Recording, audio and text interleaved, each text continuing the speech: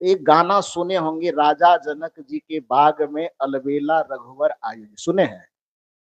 राम जी के विवाह से संबंधित है। तो पहली मुलाकात जो श्री राम और सीता जी की होती है वो फुलवारी में होती है। क्यों होती है? इसके पीछे वजह है कि चूंकि सुबह में 10 बजे के बाद स्वयंवर होने वाला है, तो सीता जी की माता कहती है कि सीता, उस सामने जो बगीचे में फुलवारी में मंदिर है शिव जी का और पार्वती जी का, तो जाओ वहां कुछ पूजा वूजा कर लेना, कुछ निवेदन करके वरदान वगैरह मांग लेना कि मेरा वैवाहिक जीवन ठीक ठाक चले, जो पति के रूप में मिले वो थोड़ा हमको मानने दानने वाला हो। तो इस तरह से जाकर के प्रार्थना करने के लिए उसकी मां कहती है। साथ में 5-6 सहेलियों को दे देती है और 5-6 सहेलियों के साथ में सीता जी उस मंदिर में पूजा करने जाती। ये कथा मैं बना के नहीं कह रहा हूं, रामचरितमानस यदि आपके घर में होगा तो उन कथाओं को आज इतना दिन पढ़े होंगे तो अपने मन से पढ़े होंगे। आज आप यहाँ से प्रवचन सुन के जाना तो एक बार मेरी नजरिए से उसको पढ़ के देखना, जो मैं कह रहा हूं उसको बढ़िया से सुनिए। तो सीता जी की लगभग 5-6 सहेलियां सीता जी के साथ में लगती है, मंदिर जाती है पूजा करने के ख्याल से। जिस फुलवारी में सीता जी पूजा करने गई है, उसी फुलवारी के दूसरे कोने पर दूसरे हिस्से में जो कुटिया है उसमें विश्वामित्र जी ठहरे हैं और साथ में राम और लक्ष्मण जी भी ठहरे। तो चूंकि सुबह में पूजा करने के लिए गई तो सहेलियों के साथ में उस फुलवारी में कुछ फूल वगैरह तोड़ती है और फूल तोड़ करके वह मंदिर के अंदर प्रवेश कर जाती। सहेलियां चूंकि पूजा करने गई नहीं थी तो केवल साथ में गई थी ना, तो सहेलियां उस मंदिर के दरवाजे के बाहर खड़ी हो जाती है, कुछ दाएं कुछ बाएं, और सीता जी मंदिर के अंदर प्रवेश कर गई। तब तक दूसरी घटना क्या घटती है कि इधर सुबह होने पर विश्वामित्र जी जगते हैं, तो शिष्य रूप में राम जी और लक्ष्मण जी जो गए हैं तो उनसे भी कहते हैं कि बेटा सूर्योदय हुआ है, पूजा पाठ करने का समय है, स्नान वगैरह हम लोग सब लोग कर ही लिए हैं, तो जाओ कुछ फूल तोड़ करके ले आओ ताकि हम भी कुछ पूजा पाठ करें। तो राम जी और लक्ष्मण जी दोनों मिल करके उसी फुलवारी में जिसमें अभी अभी सीता जी फूल तोड़ करके पूजा करने गई है, उसी फुलवारी में जाकर के राम जी और लक्ष्मण जी फूल तोड़ते हैं। सीता जी तो मंदिर के अंदर है, मंदिर के बाहर में कौन खड़ी है? सीता जी की सहेलियां। अब राम जी और लक्ष्मण जी उसी फुलवारी में फूल तोड़ने के लिए पहुंचे हैं, तो सबसे पहले राम जी के ऊपर में किनकी नजर पड़ेगी? थोड़ा जोर से बोलिए। सहेलियों की नजर पड़ी। और जैसे ही सहेलियों की नजर पड़ी तो सहेलियां तो एकदम मनमगन हो गया, खुशी से झूमने लगी, क्योंकि राम जी को रामचरितमानस में जो भगवान का दर्जा प्राप्त, तो रामचरितमानस कथा के अनुसार सहेलियों को भगवान का प्रथम दर्शन होता है, खुशी से झूमने लगी। नीति यह कहती है, जो जाने सोई दे जनाई, जानत तुम ही हो जाई। कि जो जानता है, अपने करीब के लोगों को जनाने की वह कोशिश करता है। बिना जनाए आदमी रह नहीं सकता है। भीतर की ऊर्जा, भीतर की एनर्जी, भीतर की सकारात्मकता जब व्यक्ति के अंतर्गत आती है, वो दुनिया को जनाना चाहता है। यही कारण होता है, मनोविज्ञान भी कहता है कि जब आदमी की अंतःकरण में सुख प्रकट होता है तो वह दुनिया को बांटना चाहता है, और जब आदमी के अंतःकरण में दुख की उत्पत्ति होती है तो वो सिमटना और छुपना चाहता है। मनोविज्ञान कहता है यही कारण है कि जब दो आदमी चुनाव लड़ रहा हो, कल्पना करो कि एक आदमी जीत गया, तो खुशी मिली ना, क्या करेगा वो खुशी मिलने वाला? जाके हृदय तान करके सो जाएगा। आए, बिहार में लोग ऐसे करता है। छत्तीसगढ़ का क्या मामला है? कोई चुनाव लड़ रहा है तो विजेता आदमी जो होगा क्या करेगा? वो घर में जाके छुप करके बैठ जाएगा। तब क्या करेगा? वो उत्साह मनाएगा खाली ऐसे। कि ढोल के साथ, आजकल ढोल से भी काम नहीं चलेगा, डीजे चाहिए, चाहिए ना, बम चाहिए फोड़ने के लिए, ताकि दुनिया जाने कि कुछ मिला है। तो जब सुख की अनुभूति होती है तो मनोविज्ञान कहता है कि सुख के समय में हमारा चित्त संकुचित नहीं होता है, चित्त फैलता है और फैल करके दुनिया को बताना चाहता है कि हमने कुछ पाया है। और जब हमारा चित्त दुखी होता है तो उस समय किनसे किनसे लोग मिलना चाहता है, मिलना किसी से नहीं चाहता, बल्कि सबसे छुप करके जाता है, घर में चादर तान के सो जाता है। अंदर की लाइट भी देखना उसे पसंद नहीं होता, रोशनी को भी बंद कर देता है। अब बाहर वाले से कह देता है कि 5-7 दिन के लिए कोई आदमी आवे मिलने, तो कहिए घर में नहीं है। कहता है कि नहीं कहता है? ये साइकोलॉजिकल इफेक्ट है, मनोवैज्ञानिक तथ्य है कि कोई भी व्यक्ति सुख के समय में फैलना चाहता है और दुख के समय में उसका चित्त सिकुड़ना चाहता है। सुख के समय में दुनिया को दिखाना चाहता है और दुख के समय में आदमी सिमट करके अकेला होना चाहता है। यही कारण है कि सीता की सहेलियों को राम जी मिल गए हैं, तो वो छुपाना चाहेगी कि फैलाना चाहेगी? गोस्वामी जी कहते हैं, जो जाने सोई देई जनाई, जानत तुम ही होई जाई। मीराबाई प्राप्त की तो मीराबाई छुपा करके रख नहीं सकी कि पग घुंघरू बांध मीरा नाची रे, और पूरी दुनिया को बताई, पायो जी मैंने राम रतन धन पायो, वस्तु अमोलक दी मेरे सतगुरु, वस्तु अमोलक दी मेरे सतगुरु, करी कृपाय अपनायो, पायो जी मैंने राम रतन धन पायो। चाहे वह मीरा पावे कि दुनिया का कोई भी पावे, कबीर पाएंगे वो भी दुनिया को बताएंगे, सूर पाए तुलसी पाए वह भी दुनिया को बताएंगे, मीरा पाए सबरी पाए वह भी दुनिया को झूम झूम करके बताए। यही कारण है कि जो बुद्ध अपने संसार के सारे ऐश्वर्य को ठुकरा करके जंगल की ओर निकला था कि मुझे इस दुनिया से कुछ लेना देना नहीं, जंगल में एकांत होकर के मैं जीवन जीऊंगा। लेकिन जंगल के एकांत में जब भीतर में उस बुद्धत्व की प्राप्ति की तो फिर जंगल में ही रह गए क्या? कहाँ आए लौट करके? जिस संसार से निकले थे दोबारा उसी संसार में लौट करके आए। और इस बार आए तो क्यों आए? जो जंगल में अकेले रह करके जाने थे, उस बात को दुनिया को बताने के लिए आए, जनाने के लिए आए। और ऐसा जनाए कि आज भारत के बाहर भारत की पहचान केवल बुद्ध को लेकर के है ना? दुनिया के किसी भी कोने में आपके देश के राष्ट्रपति प्रधानमंत्री कोई भी जाते हैं तो बड़े गर्व के साथ कहते हैं मैं बुद्ध के देश से आया हूं। वो बुद्ध के जनाने के कारण। तो नियम यही कहता है कि जब कुछ हम प्राप्त करते हैं भीतर में तो उसको छुपा करके नहीं रख सकते, उसे सामने वाले को हम बताते हैं। रामचरितमानस की कथा यह कहती है कि सीता जी की सहेलियां जान गई कि राम जी बगीचे में आ गए, फुलवारी में आ गए। अब यहां से थोड़ा सगुण दर्शन और निर्गुण दर्शन को समझिएगा, भक्ति और प्रेम के मामले को थोड़ा सा समझने की कोशिश कीजिएगा। जैसे ही सीता की सहेलियां राम जी को देखती है उसके मन में बड़ी कुलबुलाहट हुई। अब क्या किया जाए, हम तो देख ली। सीता जी है कहां पर?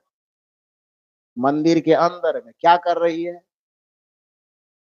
ताश खेल रही है, तब डफली बजा रही है। क्या कर रही है? पूजा कर रही है। सहेलियों के मन में हुआ कि सीता जी पूजा कर रही है, मैं तो राम जी को देख लिया।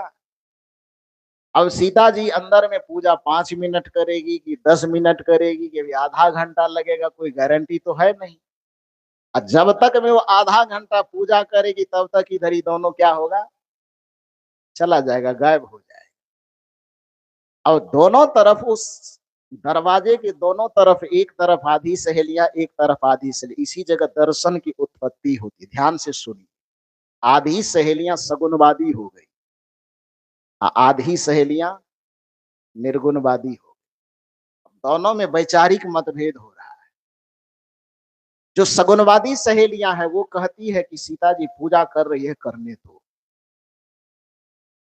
उसको पूजा से यदि उठवाओगे, अभी आधा मंत्र ही जपी होगी, मन में कुछ मांग रही होगी, यदि पूजा पाठ बीच में छोड़वा देंगे तो उसको भी पाप लगेगा और छोड़वाने के कारण हमको भी पाप लगेगा। सगुनवादी लोगों को यही डर लगता है कि नहीं। और सीता जी के दूसरी सहेलियां, जो दूसरे हिस्से की सहेलियां थी, जो निर्गुणवादी सहेलियां थी, उन्होंने कहा कि सीता जी को जल्दी मंदिर से निकालो,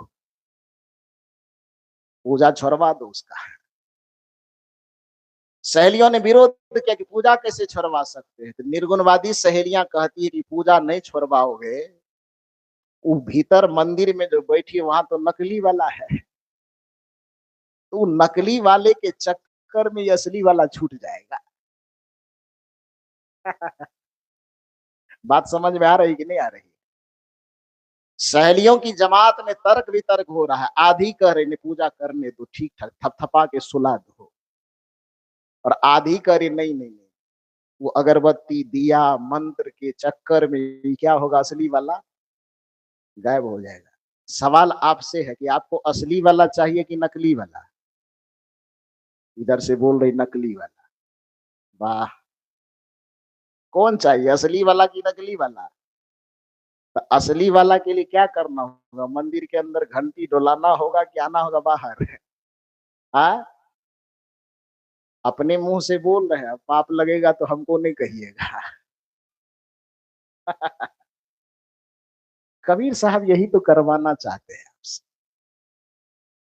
कबीर ये नहीं कहते हैं कि तुम भगवान की भक्ति करना छोड़ो, कबीर इतना कहते हैं कि नकली के चक्कर में पड़ के तुमसे असली छूटा जा रहा है। सीता की सहेलियों में आपस में मतभेद होता है। एक आधी हिस्से वाले कहती है पूजा छोड़वाना पाप है, मंदिर से बाहर निकलवाना पाप है, ये दिया, ये अगरबत्ती, ये पान प्रसाद जो इतना मेहनत से लाए हैं उसको अधूरे में छोड़ देंगे तो ये अपराध हो जाएगा, ये नास्तिकता की गिनती में आएगी। लेकिन जो विवेकी सहेलियां थी, उन्हीं के सहेलियों के हिस्से का एक भाग है जो निर्गुण परंपरा का चिंतन लेकर के चल रही, उन्होंने कहा नहीं नहीं नहीं, पाप नहीं लगेगा, वो तो केवल चित्र के सामने समर्पित है, यहाँ तो चरित्र सामने में खड़ा है, और यदि चरित्र की भक्ति करवानी है तो हमें चित्र से उसको उबारना ही पड़ेगा, इसके अलावा दूसरा कोई उपाय नहीं है। और वह सीता के पास जाती, सीता के पास जाकर के अभी भी वहां पर मतभेद है। कुछ सहेलियां कहते हैं मत जगाओ, पूजा कर रहे, आधा मंत्र जप ली है, अभी 75% जाप हो गया, 25% बाकी है। दूसरे पक्ष की सहेलियां कहती तुम्हारा दिमाग खराब है, वो 25% के चक्कर में भगवान चले जाएंगे यहाँ से, तब क्या करना होगा। तो डांट के डपट के वो जो निर्गुण विचारधारा वाली सहेलियां है, उस सीता को जगाने की कोशिश करते। सीता भी बेचारी जगना नहीं चाह रही, उस सीता को जगाना चाहती है तो कंधे पर हाथ रखती है, सीता जगो, सीता मुंह दाएं तरफ करके मंत्र ही जप रही है। भीतर में आता होगा गुस्सा कि उठेंगे तो नाक तोड़ देंगे, लेकिन सहेली होने का थोड़ा सा मिलना चाहिए ना। सहेली हो, दोस्त हो, सखी हो, सहेली हो, तो फिर एक दूसरे से नोक झोंक ना हो, फिर दोस्ती कौन चीज का है। तब तो ये नोक झोंक करने की आजादी होती है दोस्तों में और सहेलियों में। तो इतना तो कॉन्फिडेंस है कि क्या करेगी, बहुत से बहुत दो चार मुक्का खींचेगी और तो ज्यादा कुछ नहीं कर सकती है। तो सीता जी को झकझोरती है, झकझोरने से नहीं मानती है तो थोड़ा बहुत कहीं चिकुटी भी काट लेती। सीता जी मन ही मन कहती है अच्छा अभी तो कुछ नहीं कहेंगे, मंत्र जप रहे हैं, उठने दो तब बताएंगे। लेकिन अंततः वह मानती नहीं है और झकझोर करके उसे उठा ही देती है। उठने के बाद सीता जी पूछती है, पागल कहीं के तुम्हें दिखाई नहीं दे रहा कि मैं पूजा कर रहा हूँ। ऐसे पूजा के वक्त में कोई करता है, मंत्र जप रहे, अगरबत्ती जल रही, दिया जल रहे, प्रसाद चढ़े हुए, मंत्र जप रहा हूँ, 75% पूजा हो गई है, और करने ही देते तो क्या होता, पूरा कर देते तब उठाती। सहेलियों ने कहा सवाल पूजा का नहीं है, सवाल यह है, यहाँ तुम नकली वाले में उलझी रह जाती, असली वाला गायब हो जाता। यदि असली को पाना हो, असली को देखना हो, असली को अनुभव करना हो, तो नियम यही कहता है कि नकली के चौखट को पार करके तुम्हें बाहर आना होगा, तभी जाकर के असली परमात्मा का दर्शन हो पाएगा। और सीता जी का हाथ पकड़ करके सहेलियां खींच करके बाहर ला, बाहर जब लाई चौखट के, तो मंदिर छूटा कि मंदिर पकड़ा रह गया? थोड़ा जोर से बोलिए। दिया, अगरबत्ती, पान, प्रसाद पकड़ा रह गया कि छूट गया? तंत्र मंत्र छूटा ना। सीता जी को तत्काल गुस्सा भी उठ रहा था, लेकिन चौखट के जैसे ही बाहर आई, पूजा भले छूटा, दिया, अगरबत्ती, पान, प्रसाद, तंत्र मंत्र भले छूटा, लेकिन छूटने के बाद जैसे ही चौखट के बाहर आई, तो सामने खड़ा किसको देखे? गाना बन गया, राजा जनक जी के बाग में अलबेला रघुवर आयो जी। दोनों की नजर का आमना सामना होता है। वो स्वामी तुलसीदास जी के रामचरितमानस में वर्णित इस कथा को यदि आप भक्ति के दायरे पर कस करके देखोगे, भक्ति के कसौटी पर कस करके देखोगे, तो यही कबीर का दर्शन है। कबीर साहब आपसे ये नहीं कहना चाहते कि तू भगवान को गाली, कबीर साहब ये नहीं कहना चाहते कि तू भगवान से नफरत करो। कबीर साहब का सिर्फ इतना कहना है कि तुम ये बताओ कि तुमको भगवान चाहिए? आप कहेंगे हाँ। फिर कबीर साहब का एक सवाल होगा, तुमको नकली चाहिए कि असली चाहिए? क्या जवाब देंगे आप? असली चाहिए। असली चाहिए तो सर्वधर्म परित्यज्य माम एकम शरणम व्रजः। धर्म के नाम पर फैले आडंबरों को, धर्म और भक्ति के नाम पर फैले हुए जो परपंच है, उन परपंचों को छोड़ करके अपने आत्म पथ की यात्रा में, आत्मानुसंधान की यात्रा में चले, तो आपकी भक्ति की सफर पूरी होगी और आपको मोक्ष, कल्याण और निर्वाण दोनों मुट्ठी में मिल जाएगा। इसलिए कबीर साहब कहते हैं कि सबको छोड़ करके एक चकोर की भांति, गुरु मूर्ति गति चंद्रमा, सेवक नयन चकोर, पलक पलक निरखत रहो गुरु मूर्ति की ओर। फिर एक समय ऐसा आएगा कि गुरु वाला चौखट भी छूट जाएगा, फिर अपने आत्मा की यात्रा शुरू हो। लेकिन संसार को छोड़ने के लिए गुरु को निहारना पड़ेगा, और गुरु को छोड़ने के लिए, गुरु के चित्र से मुक्त होकर के अपने आत्मा में स्थित होने के लिए, फिर गुरु के भी चौखट को छोड़ना पड़ेगा, छूटेगा वो। क्योंकि तन से आप मन तक पहुंचेंगे, जब तन से मन तक की यात्रा आपकी होगी, तो सामने में गुरु को रखना होगा, और जब आत्मा की यात्रा होने लगेगी, फिर तो गुरु को भी छोड़ करके आप अपनी चेतना को आगे निकाल देना होगा, जिसको निरावलंब की स्थिति कहते हैं। उस स्थिति में पहुंचना होगा। आज सुबह ही बड़ी सुंदर चर्चा चल रही थी आत्माराम बाबू से, जो कह रहे थे कि कबीर साहब की जो साधना की अंतिम परिणति है, वो निरावलंब पद्धति है। वो क्यों है? उसका यही है कि शून्य सहज मन सुमिरते, प्रगट भई एक ज्योत, लेकिन बलिहारी ते ही पुरुष की निरावलंब जो हो। तो निरावलंब कब होगा याद? तन से यात्रा आरंभ होगी तो निरावलंब नहीं होगा। तन से यात्रा होगी तो उसे गुरु का अवलंब पकड़ना होगा। किसी भी भक्त को तन से मन तक की यात्रा में ही सगुण भक्ति की आवश्यकता पड़ती है। और उस सगुण भक्ति में जिसके गुरु इष्ट है, तो गुरु को धारण करे। जिसको राम पसंद है, वो राम को धारण करे। जिसको कृष्ण पसंद है, वो कृष्ण को धारण करे।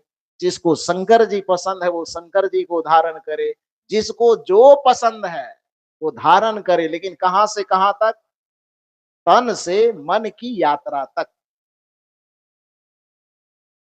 तन से मन की यात्रा के लिए सगुण सहायक है, लेकिन मन के तल से यदि कोई आत्मा की यात्रा करने लगे, तो फिर उसको सगुण को क्या करना होगा? छोड़ना होगा। सगुण के चौखट को पार करना होगा।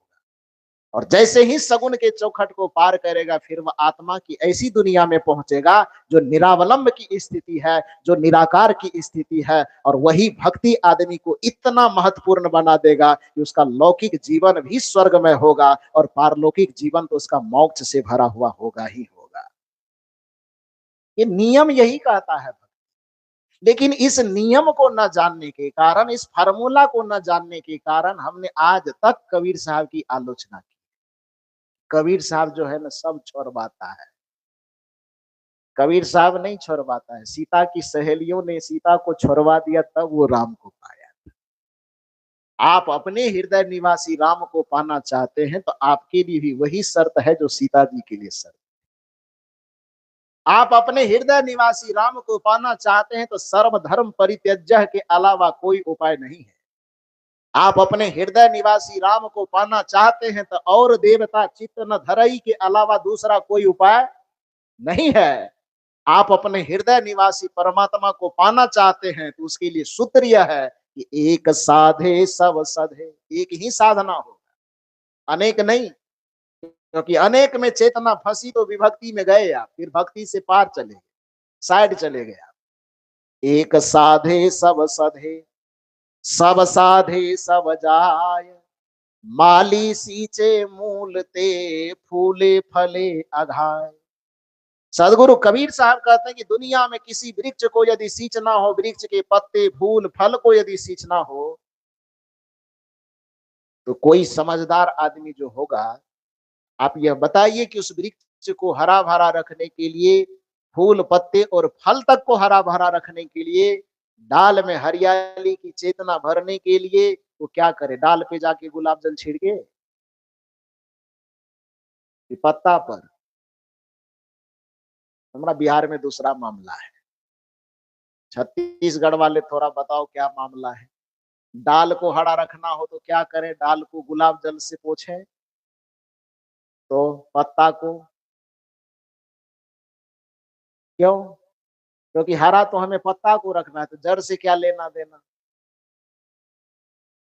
हरा हमें भले ही पत्ते को रखना हो, ताजा हमें भले ही फूल को रखना हो, ताजा हमें भले ही फल को रखना हो, लेकिन जिस डाल से, पत्तों से, तना से, फूल से, फल से, सबसे किसका संबंध है?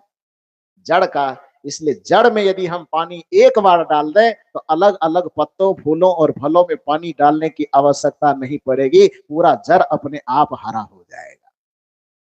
तो जैसे वृक्ष के साथ ये मामला बनता है कि जड़ में पानी डालने से पूरे वृक्ष के सर, प्रत्येक तने तने में, पत्ते पत्ते में, फूलों में, फलों में, हर जगह हरियाली पहुंच जाती है, ताजगी पहुंच जाती है। उसी तरह से भक्ति का मामला है। यदि एक इष्ट पर आस्था, पूर्ण विश्वास और भरोसा करके उसमें अपनी चेतना का हम समर्पण करते हैं, तो चाहे 33 करोड़ हो कि 66 करोड़ हो, सब तक हमारी भक्ति की सुगंधी पहुंच जाती है और सबका आशीर्वाद अपने आप हमको मिल जाता है।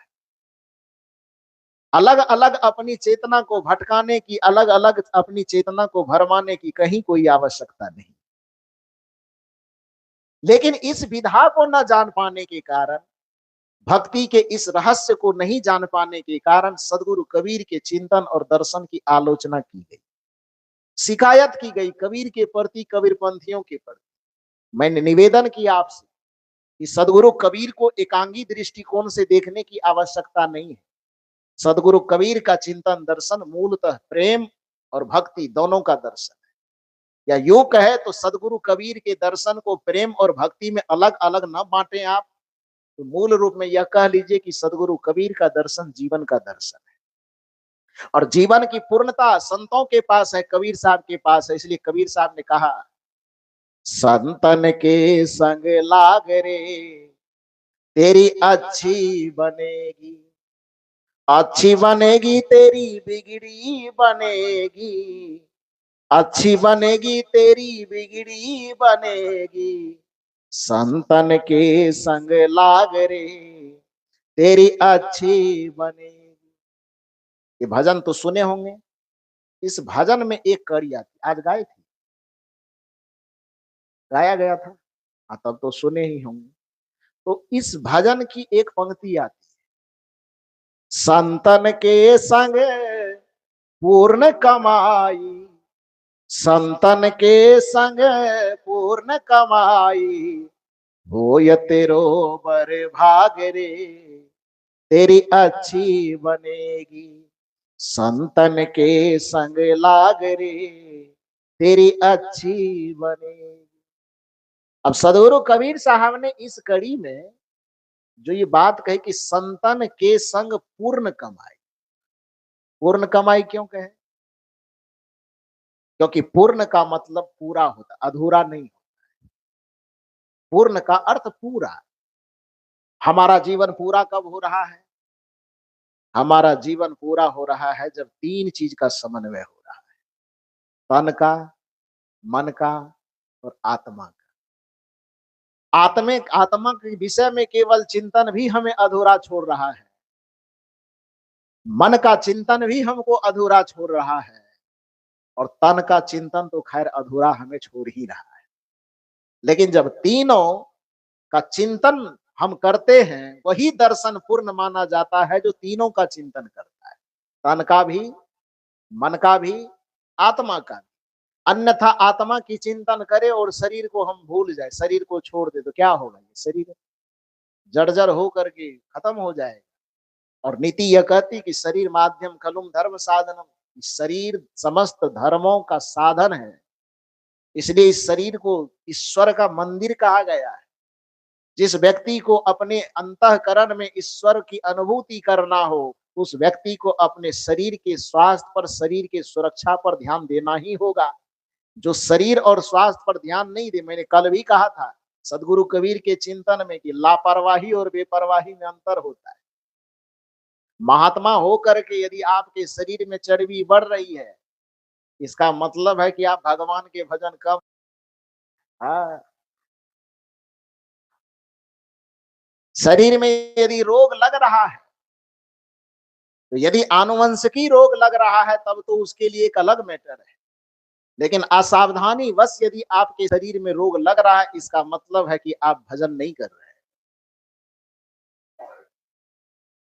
मैंने दो बात कही कि आनुवंशिकी रोग एक अलग होता है। वो रोग यदि लग रहा है प्रकृति से उत्पन्न विकारों के कारण, की वायु प्रदूषित है, जल प्रदूषित है, मिट्टी खाद पानी वाला खा रहे हैं, उसके कारण यदि रोग लग रहा है तो एक अलग मैटर है। क्षमा कीजिएगा, कोई बुरा मत मानिए। लेकिन यदि असावधानी के कारण, सोने जागने में असावधानी, खाने पीने में असावधानी यदि है और उसके कारण यदि रोग लग रहा है, तो फिर आप समझिए कि आप भजन के लायक, भक्ति के लायक आपका तन नहीं। और इसलिए सदगुरु श्री अभिलाष साहब जी का एक प्रसिद्ध फार्मूला, जो शायद हो सकता है जितने श्रोता हो सबको याद हो, गुरुदेव जी कहा करते थे, पेट खाली और मन खाली वह मनुष्य दुनिया का सौभाग्यशाली। बोलते थे ना कि जिस मनुष्य का पेट खाली हो, पेट में कोई कचरा ना हो, जिस व्यक्ति का मन खाली हो कि मन में काम, क्रोध, लोभ, मोह, ईर्ष्या, द्वेष, अहंकार आदि का कोई कचरा जमा ना हो, तो पेट अन्न से खाली, मन विकारों से खाली, यह स्थिति जिस मनुष्य के पास में है, गुरुदेव जी कहते थे वह मनुष्य धरती का सबसे सौभाग्यशाली। तो ये चूंकि तन का भी निरादर नहीं किया जा सकता, इसलिए तन की भी बात जो करता हो, मन का भी निरादर नहीं किया जा सकता, इसलिए मन की भी जो बात कर रहा हो, और अंततः आत्मा की भी अवहेलना नहीं की जाती, इसलिए आत्मा की जीव बात करता हो। जिस दर्शन में तीनों का समावेश हो, उसी को जीवन का वास्तविक दर्शन कहा जाता है, और यही कबीर साहब का दर्शन है, क्योंकि उसमें तीनों का चिंतन है। तन के लिए भी वो कहते हैं कि कहा ही कबीर कुछ उद्यम कीजिए, आपे खाए और को दीजिए। मन के लिए वह कहते हैं, मन के संबंध में वो प्रेम की पाठ पढ़ाते हैं, मन के संबंध में वो पवित्रता का पाठ पढ़ाते हैं। कबीरा मन निर्मल भया जैसे गंगा नीर, पीछे पीछे हरि फिरे कहत कबीर कबीर। प्रेम का पाठ जो अभी हमारे श्री यतीन्द्र साहब जी बड़ी सुंदर विश्लेषण कर रहे थे, पोथी पढ़ पढ़ जगमुआ, पंडित भया न कोई, 2.5 आखर प्रेम का पढ़े सो पंडित हो। ये मन का ही हिस्सा है, लेकिन उससे भी ऊपर उठ करके एक भक्ति का हिस्सा। और ध्यान दीजिए, वो भक्ति का धरातल प्रेम है। बड़ी सुंदर बात इन्होंने किया।